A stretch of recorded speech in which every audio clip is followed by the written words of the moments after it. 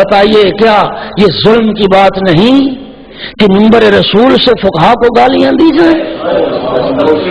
منبر امام صادق سے فقہا کے خلاف زبانیں کھل جائیں؟ کیا کیا جائے؟ علم نہیں ہے، کیا کیا جائے؟ معاشرے میں معرفت نہیں ہے۔ علماء کے دامن سے وابستہ رہتے تو یہ کیفیت نہ ہوتی۔ میرے محترم سامعین، الفقہاء اصول الاسلام غیبت کبریٰ کے دور سے لے کے آج تک، آغاز غیبت صغریٰ اور کبریٰ سے لے کے آج تک دین خدا کی، مذہب امام صادق کی، ولایت علی کی حفاظت فرمائی ہے تو علماء نے۔ کیا غلط کام ہے نے؟ خدا جانتا ہے، دشمن جانتا ہے فقیہ کی قوت کو، دشمن جانتا ہے فقیہ کی طاقت کو۔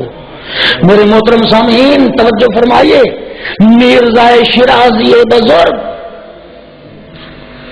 جب شہنشاہ ایران نے استعمار برطانیہ سے معاہدہ کیا تھا، اور کیسی گھنونی سازش تھی مسلمانوں کے خلاف۔ معاہدہ کیا تھا؟ برطانیہ تمباکو دے گا، ایران تیل دے گا، تیل دے کے تمباکو لیا جائے، ملت تشیع کو نشے پہ لگایا جائے، ملت تشیع کو برباد کر دیا جائے اور تیل پہ قبضہ استعمال کرے۔ مرزا شیرازی بزرگ نے جب اس سازش کو تشیع اور اسلام کے خلاف دیکھا، ایک سطر کا فتویٰ صادر ہوا۔ قلم کی طاقت سمجھو کیا ہے، فقیہ کی قوت سمجھو کیا ہے، نائب امام کسے کہتے ہیں سمجھو کیا ہے۔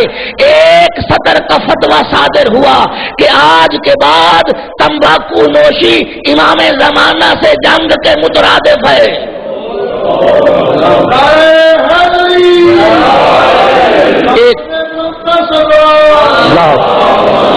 ایک سطر کا فتویٰ، آج کے بعد تمباکو نوشی امام زمانہ کے ساتھ جنگ کے مترادف ہے۔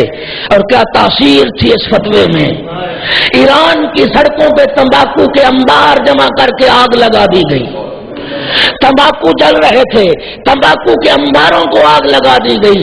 اور اس فتوے کا اثر یہ ہوا کہ شہنشاہ کے محل میں حقے توڑ دیے گئے، شہنشاہ کے محل میں حقے توڑ دیے گئے۔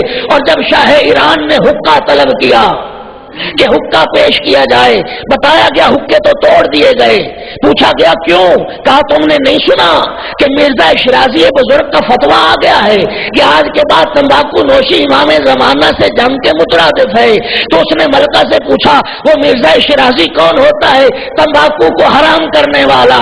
ملکہ کہتی ہے وہی ہے جس نے مجھ کو تجھ پہ حلال کیا ہے۔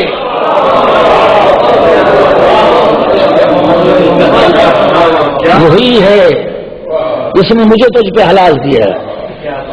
فقیہ کی قوت کو سمجھو جی۔ ساری دنیا خاموش تھی، سب سے پہلے کس نے توہین رسالت کرنے والے کے خلاف فتویٰ دیا تھا؟ اور ایک سطر نے رشدی ملعون کی زندگی کو آج تک جہنم بنا دیا اور حرام کر دیا۔ وہ ایک فقیہ کے قلم سے نکلنے والی ایک سطر تھی۔ میرے محترم سامعین، فقہا کا کردار تو دیکھیے۔ لما اور شرح لما کس نے لکھی؟ فقیہ نے۔ شرح الاسلام کس نے لکھی؟ فقیہ نے۔ جامع المقاصد کی صورت میں تشیع کی فقہ کا پورا انسائکلوپیڈیا کس نے لکھا؟ ایک فقیہ نے۔ وسائل الشیعہ کس نے لکھی؟ فقیہ نے۔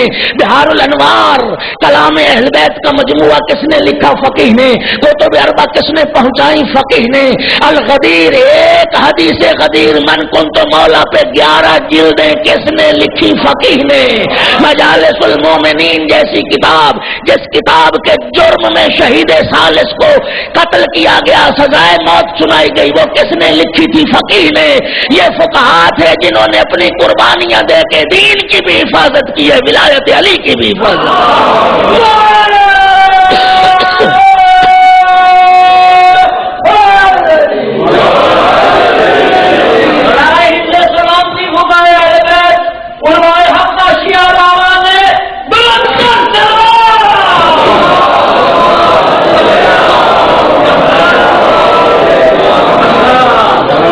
اس استعمار کے خلاف اس بوڑھے استعمار کے خلاف کون اٹھا؟ ایک فقیہ۔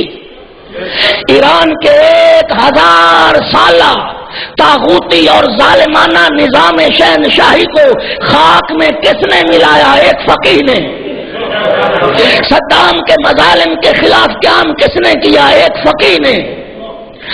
امریکہ کے پالتو اسرائیل جس کو دنیا ناقابل شکست تصور کرتی تھی، اس کے تکبر کو خاک میں کس نے ملایا؟ ایک فقیہ نے۔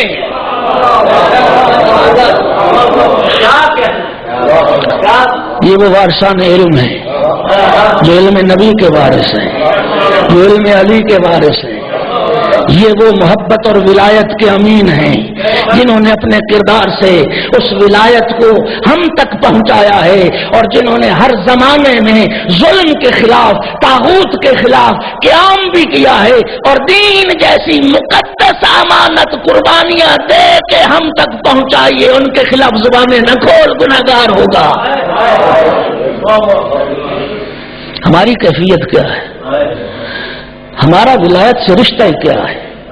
ہماری محبت تو یہی ہے، جب تک نوٹوں سے جیب نہ بھرے ہم علی کی فضیلت سنانے کے لیے تیار نہیں۔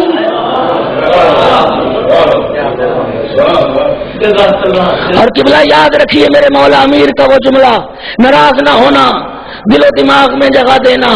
میرے مولا علی نے فرمایا تھا، یاد رکھو، علماء سو اور علماء خیر میں فرق محسوس کرو، تمیز کرو۔ مولا علی نے فرمایا تھا، خدا کے لیے کبھی یہ تو سوچو کہ جس کا اپنا علم اسے فائدہ نہ دے، تمہیں اس کا علم کیا فائدہ دے گا؟